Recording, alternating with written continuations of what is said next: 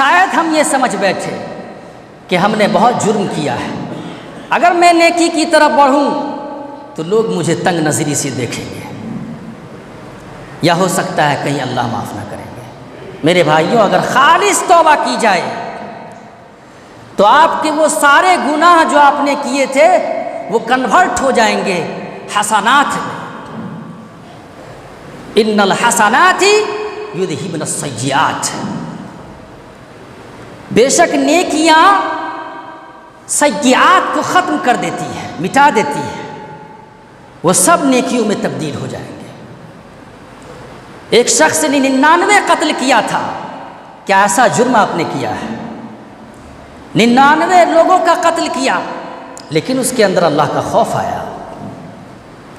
وہ مفتی کے پاس، مولانا کے پاس فتویٰ پوچھنے کے لیے، سوال پوچھنے کے لیے نکلا کہ کیا میرے توبہ کی قبولیت کا کوئی راستہ ہے؟ چنانچہ ایک پادری کی خبر دی گئی، کہا فلاں علاقے میں جائیے، وہاں ایک پادری رہتے ہیں، ان سے جا کر پوچھیے۔ پوچھا انہوں نے، سوال کیا، کیا کہا میں نے 99 لوگوں کو قتل کیا ہے، کیا میرا گناہ معاف ہو سکتا ہے؟ انہوں نے کہا نا، اب کوئی راستہ نہیں ہے، اتنا بھیانک جرم تم نے کیا، اب کوئی راستہ نہیں، جاؤ۔ تو انہوں نے اس پادری کو بھی قتل کر دیا، 100 گنتی میں 100 انہوں نے پوری کیا، 100 لوگوں کا قتل کر دیا۔ پھر وہ تلاش میں نکلے، بتلاؤ کوئی ایسا عالم جو مجھے اس بات کی گواہی دے کہ ہاں اللہ رب العالمین آپ کی گناہوں کو معاف کر دے گا۔ کہا ایک علامہ رہتے ہیں، فلاں بستی میں رہتے ہیں، جائیے وہاں، جائیے وہاں آپ کو کچھ نہ کچھ راستہ مل جائے گا۔ اس کی طرف چل نکلتے ہیں، ان سے جا کر پوچھتے ہیں، وہ جواب دیتے ہیں کہ ہاں بالکل اللہ آپ کے گناہوں کو معاف کر سکتا ہے۔ کون ہے جو آپ کے اور آپ کے گناہوں کے درمیان کھڑا ہو سکے؟ جائیے فلاں بستی میں جائیے، وہاں اللہ کی عبادت گزار بندے رہتے ہیں، وہیں چلے جائیے، اور اس طرف واپس نہیں لوٹیے گا، کیونکہ یہ بستی بروں کی بستی ہے۔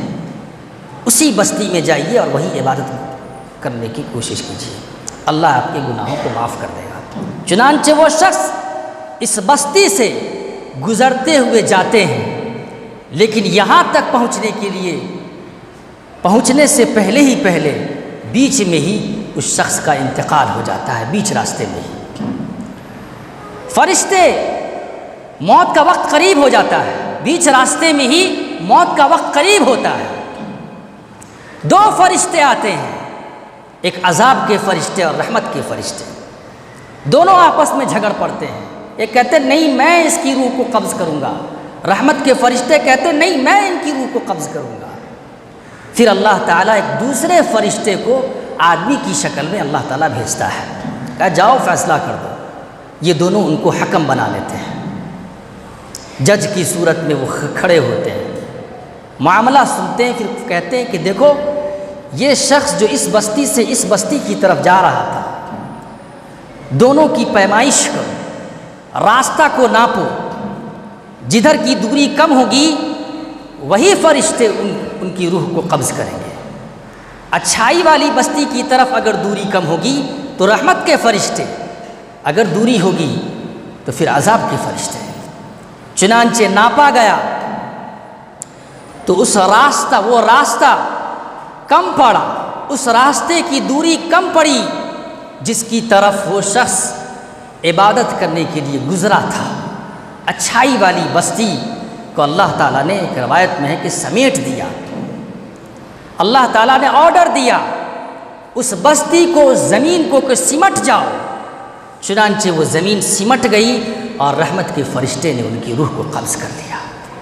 میرے بھائیوں، آپ کے اندر بھی یہ جو بھیانک جرم بتائے گئے کہ ایسے جرم کو بھی اللہ نے معاف کیا ہے۔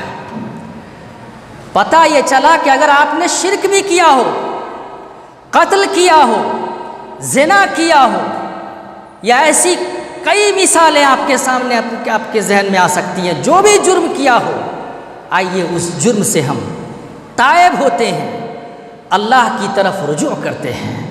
اللہ تعالیٰ دن میں ہاتھ پھیلاتا ہے تاکہ رات میں گناہ کرنے والا شخص، یہ بھی حدیث ہے، اللہ تعالیٰ دن میں ہاتھ پھیلاتا ہے تاکہ رات میں جرم کرنے والا، گناہ کرنے والا شخص دن میں توبہ کر لے، اور اللہ رات میں ہاتھ پھیلاتا ہے تاکہ جس نے دن میں گناہ کیا ہے وہ اللہ سے رات میں معافی مانگ لے۔ بہترین موقع ہے، امام کے ممبر پر بیٹھنے سے لے کر نماز ختم ہونے تک کا جو وقت ہوتا ہے وہ دعاؤں کی قبولیت کا وقت ہے۔ آئیے اللہ سے دعا کرتے ہیں کہ اللہ رب العالمین ہم سب کے گناہوں کو معاف کرے، اور انشاءاللہ آئندہ ہم سیدھے راستے پر، راہ راست پر ہمیشہ گامزن رہیں، ہمارا خاتمہ بالخیر ہو، اللہ تعالی ہمیں جنت الفردوس عطا فرمائے اور جہنم سے نجات دے، آمین۔ ربنا تقبل منا انک انت السمیع العلیم وتب علینا انک